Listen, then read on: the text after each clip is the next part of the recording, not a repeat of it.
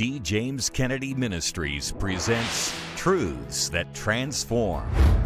What's the connection between a man who's been dead for 136 years and the rash of school violence we see today? Find out on today's Truths That Transform. This is Truths That Transform.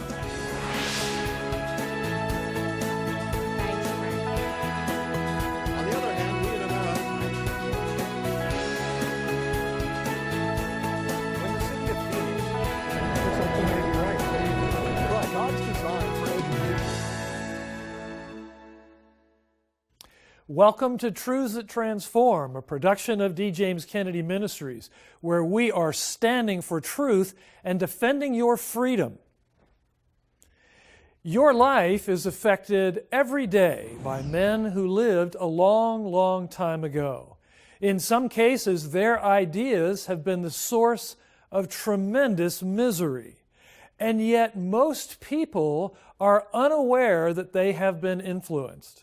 On today's program, we will investigate the ideas of Charles Darwin, whose theory of naturalistic evolution was called by Dr. D. James Kennedy the root of the problem. You will see how Darwin's influence shows up every day on the news, including in the tragic spate of school shootings we've seen in recent years.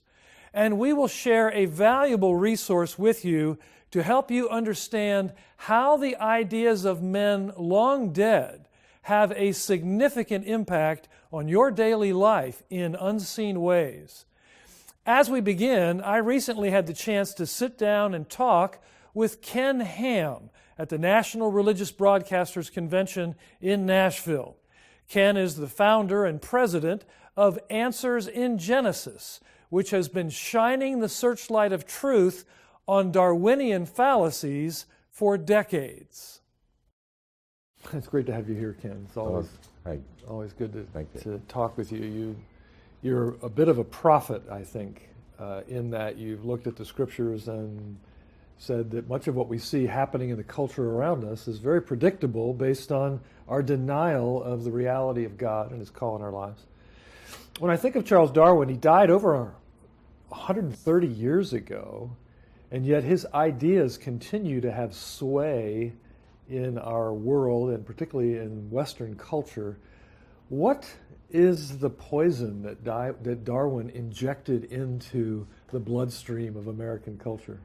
Many people sort of have this idea that Darwin wasn't really anti-God. I mean, if you read his letters and you read his books, he was really out to try to explain life by natural processes. He was really out to try to get rid of this idea that God created anything. And so it's interesting. Darwin didn't invent the idea of evolution, obviously. Right. I mean, the Greeks believed in evolution. He just popularized a particular view of evolution that gave people what they thought was a scientific justification for rejecting God and explaining everything by natural processes. And so what he really did was to popularize, if you like, naturalism. Yes. You know, back in the 1700s, 1800s, there was an increasing number of people who wanted to explain everything without God, and they wanted to get rid of this notion of God from our culture. And so they started to explain the fossil record over millions of years and so on. Darwin's ideas really were based on what we would probably call today microevolution, changes within a species. And those changes he saw within a species, he applied and said, well, one species therefore changes into another. That doesn't necessarily follow, though, does it? No, and there's a lot of confusion here, and it really goes back to days in which when people read Genesis, and Genesis 1 talks about God created kinds of animals and plants after their kind. It's the Hebrew word we pronounce mean, that we would say is more at the family level of classification, kingdom, phylum, class, order, family, genus, species. Yeah. But sometimes people thought that meant species, and then they realized it didn't really mean species, and so there's sort of confusion there. And there's this idea today that if you see new species forming, that's evolution, and that's what Darwin was talking about. But see, Darwin was talking about much more than that. He was saying because we see changes happening in dogs or cats or pigeons or whatever it is, finches and so on, that given enough time, then you can change one kind into a totally different kind, and that's a whole different matter. So he was looking at, yes, what some people would call microevolution. I don't tend to use that term because the word evolution to most people, they think, oh, ape-like creatures to man, Darwinian evolution, molecules to man. But the small changes that we see, they can result in different species forming. In fact, if you take Darwin's finches, there's just been some research done to show that within, 16, 17 years, there's been a new species of finch formed. By the way, it's still a finch, it's still a bird. And that's the whole point. Right. So you can form new species. And you'll find that even today, when people are asked in universities, what's your best example of evolution, they'll give some example of speciation or Darwin's finches, but not an example where you get one kind changing into a whole different kind, like reptiles to birds or something like that. That's what you don't see. So Darwin was a great observer, and he was right that animals change. He was just wrong that those changes can add up to the big changes necessary for molecules to man evolution. Dr. Kennedy, in one of his books and messages, described evolution as the, quote, root of the problem, unquote. If we rose from the primeval slime and are descended down from lower life forms and so forth, and there is no special creation by God, why should we be surprised that young people don't value human life and they go into school settings and kill others en masse? Why should we be surprised that abortion is allowed because life is so devalued? Darwin's ideas really do apply to what we see happening today, don't they? They do. And Dr. Kennedy was very discerning in this regard, and he had great insight because he understood it's not just about an idea of one kind of animal changing into another. It's not just an idea of ape-like creatures supposedly changing into people. It's much more than that. It's really a whole way of thinking. It's really a philosophy of life. Actually, I would say it's really a religion to explain life without God. Yeah. And in our public schools have, by and large, thrown God out, the Bible out, prayer out. They say they've thrown religion out, but they haven't. They threw Christianity out and have replaced it with the religion of naturalism. Because what Darwinian evolution is all about is ultimately naturalism, and naturalism is atheism. It's a small wonder to watch a culture in steep moral decline when its citizens have adopted the false Darwinian idea that they are simply cosmic accidents with no greater intrinsic value than an ape or a snail. The implications of this worldview are devastating and deadly. Dr. D. James Kennedy looks at more of them in this portion of one of his seminal messages, The Root of the Problem. My sermon topic this morning is the root of the problem. The root of the problem of most of the great ills that have afflicted society and do afflict it today are caused by the teaching of evolution. It has been called the big lie, which has deceived hundreds of millions of people and has probably brought about more death than any other view in the history of the world. Evolution, which simply says that the whole universe is made up of nothing but matter. And matter, time, and chance, the trinity of materialism, have brought all things into existence that do exist, and therefore there is no God. One scientist said that he was confident that if they were willing to be honest about the matter, if you interviewed social scientists at our elite universities across the country, you would find out something surprising. You would find that at least 95, perhaps he says 99% of them would not be willing to sign the Declaration of Independence if they were honest. Why? Very simple. They don't believe in a creator. They don't believe that we have been created equal or any other way. They do not believe that we have been endowed with certain inalienable rights by this Creator. None of that they believe. And if they were honest, they would not sign the document that makes us and made us Americans. And he says, parents may do all that they can to rear their children to be honest and godly and moral young people, to have purpose in their lives, and then they send them off to 4 years of college, and after that, they wonder what happened. And all of those things are undermined. Evolution has made our public schools and universities and this college a mortal danger to the lives and souls of young people, with tragic consequences. Another of the fruits of evolution has been the proliferation of atheists. Do you realize that before Darwin, an atheist was as scarce as a hen's tooth? Oh, there were a few around, but very, very few. Do you know why? Because if you said you were an atheist, all I had to say to you was, look around, buddy. Where did all of this come from? And the atheist said, but I don't know. And then came Charles Darwin. And one evolutionist said the greatest contribution of Charles Darwin was that he made atheism respectable. And for that, this atheistic evolutionist was forever grateful, or at least forever, as far as whatever few years he had left in this world until the day of the Great Awakening, which was to come and is to come for all. So it got rid of God.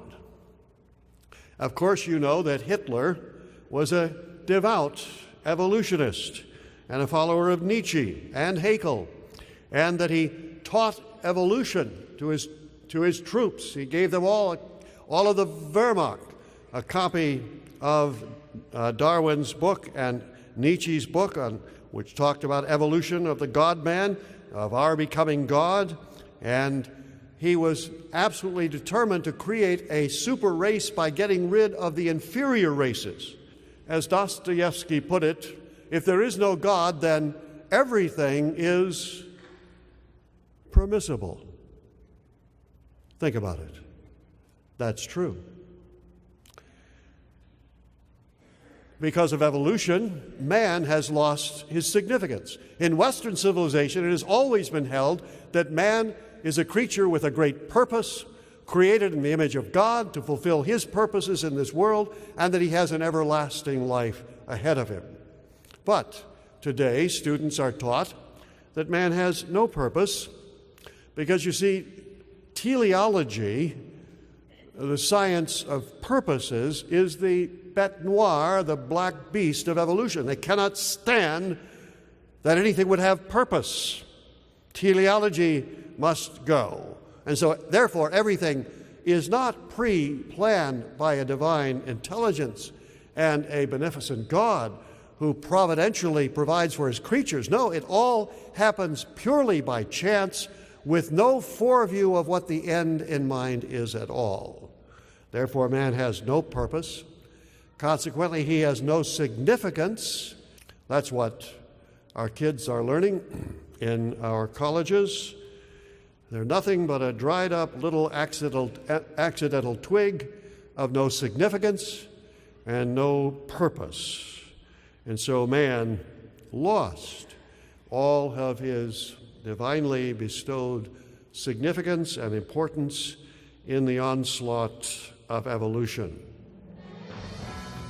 As Dr. Kennedy just explained, Charles Darwin's evolutionary theory led directly to the concentration camps of Nazi Germany and the gulags of the Soviet Union. Yet today in our schools, with scant scientific basis, evolution is taught more zealously, some would say religiously, than ever before.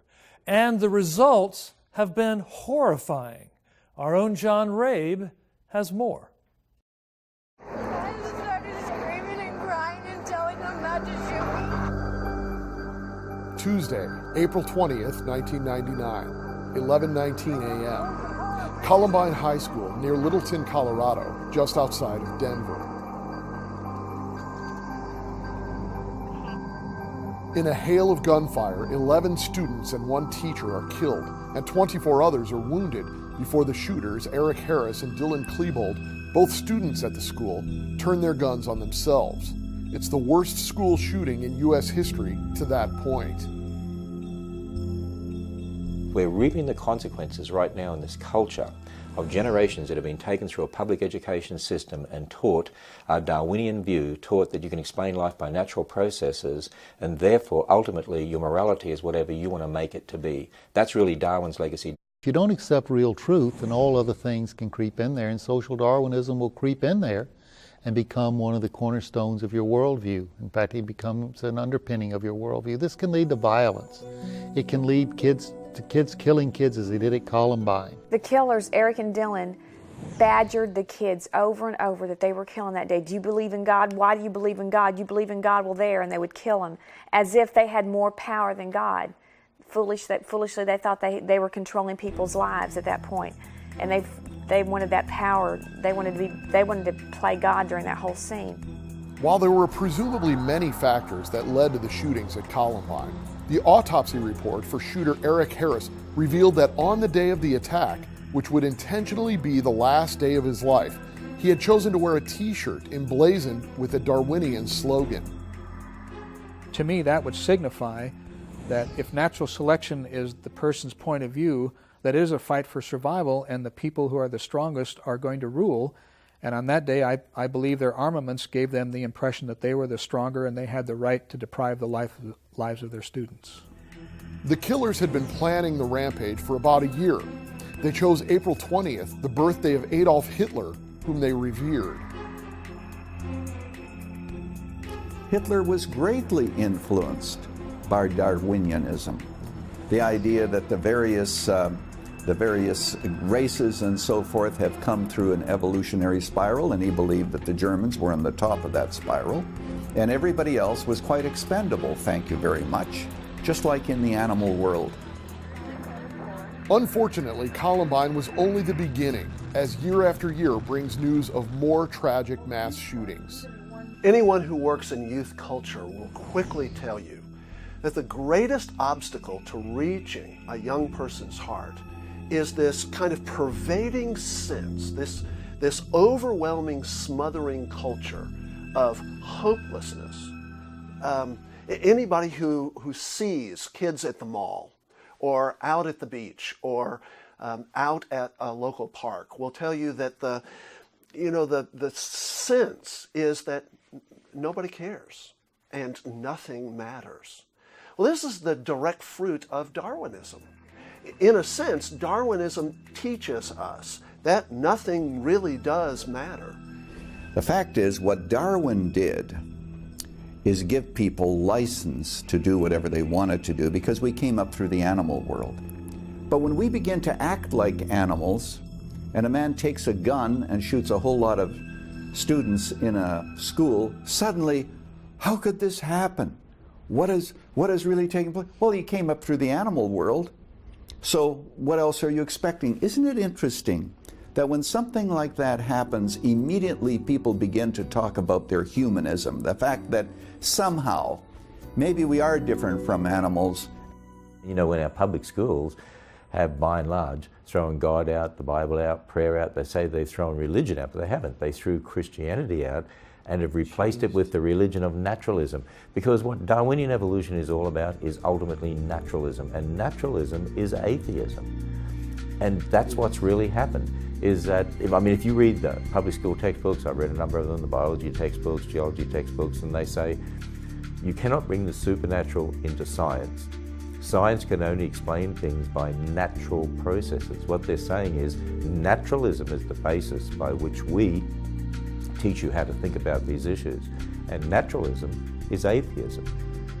So when you think about that, when you have generations of kids that are now told you can explain all of reality, the whole universe, life, humans, without God, there is no God, then who decides right and wrong? Who decides what's good and what's bad? And that's why 16 kids will kill themselves today, 16 did yesterday, 16 will tomorrow, 1,400 will attempt suicide today in America. 16 will succeed. Why? Because they feel no worth, no value, I don't matter, no hope. It really comes down to a religious issue, teaching them naturalism, imposing a state religion of atheism on generations of kids, then their worldview will become consistent with that, and that's what we're seeing now. What a tragedy that we teach children that they are no more than trousered apes and that life has no purpose or meaning. And then we're shocked when they act in ways consistent with that false and tragic ideology.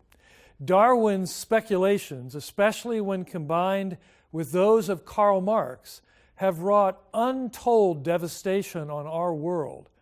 Ideas themselves are powerful, and there are some old, bad ideas that still exert a massive influence over our culture today, even though most are completely unaware of it.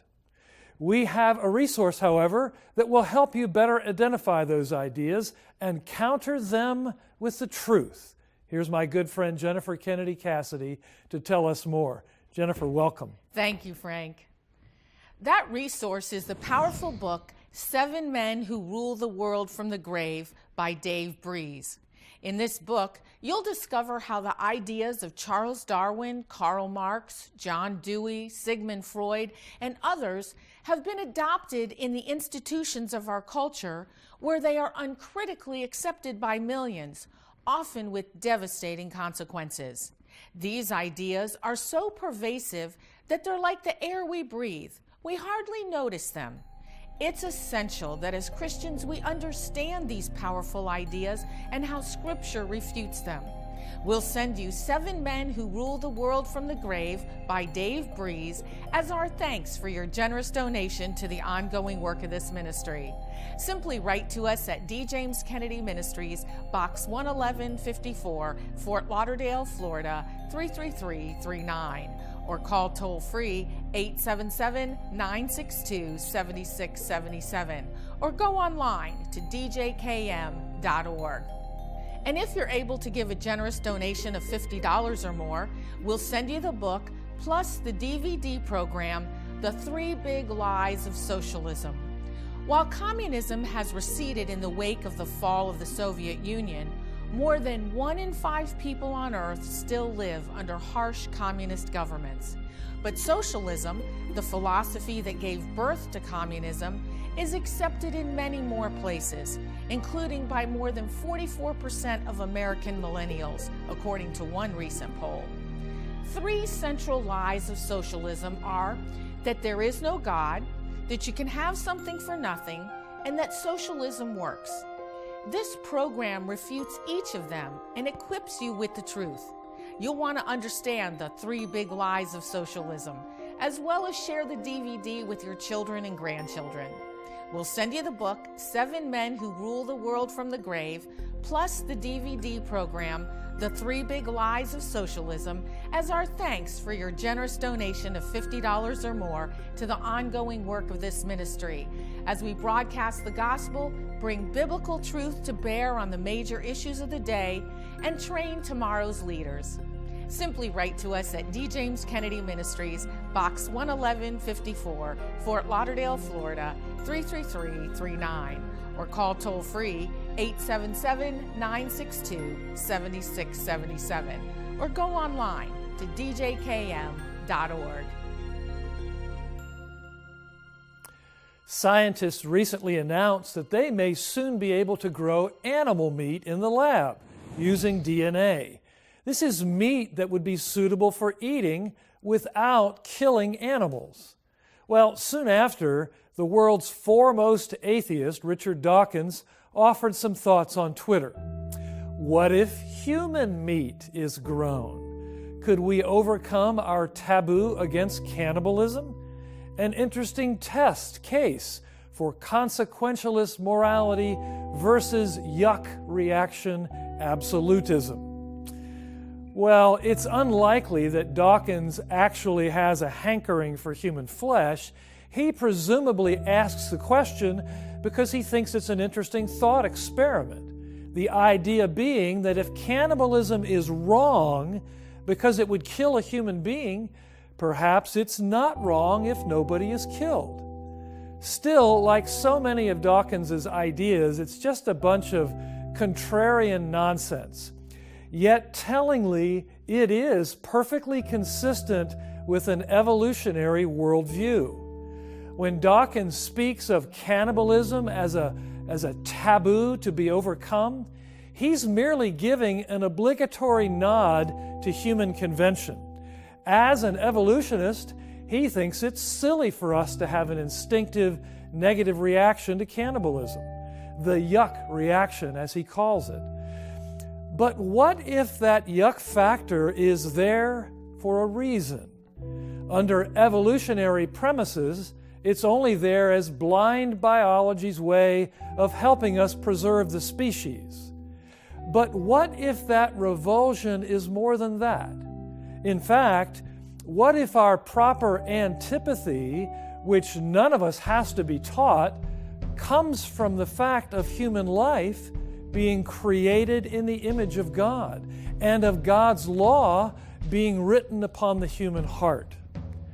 Dawkins and his ilk are engaged in a project of searing the conscience bit by bit, which Romans 1 teaches us results from worshiping the creation rather than the creator. They're joined in that effort by Hollywood, the music industry, pop culture, and academia, among others. It is unlikely, of course, that Dawkins really cares about any of this. It is little more than another platform for advancing his evolutionary orthodoxy, which teaches that we are nothing but accidental products of time and chance. In the end, evolutionists argue ideas that were once unthinkable. We see the tragic result of that in our culture almost daily. D. James Kennedy Ministries is standing for truth and defending your freedom. Thanks for joining us for this edition of Truths That Transform. I'm Frank Wright. We'll see you next time. Next week on Truths That Transform. God's anvil stands, for the word of the Lord endureth forever. When I was elected president, that was just the opening of the door to the kind of reformation that had to take place. And well, as soon as I was named, even before I was elected, the battle started. That's next week. Today's program is available on DVD for your gift to this ministry of any amount. Please call, write, or log on to our website today. This has been a production of D. James Kennedy Ministries.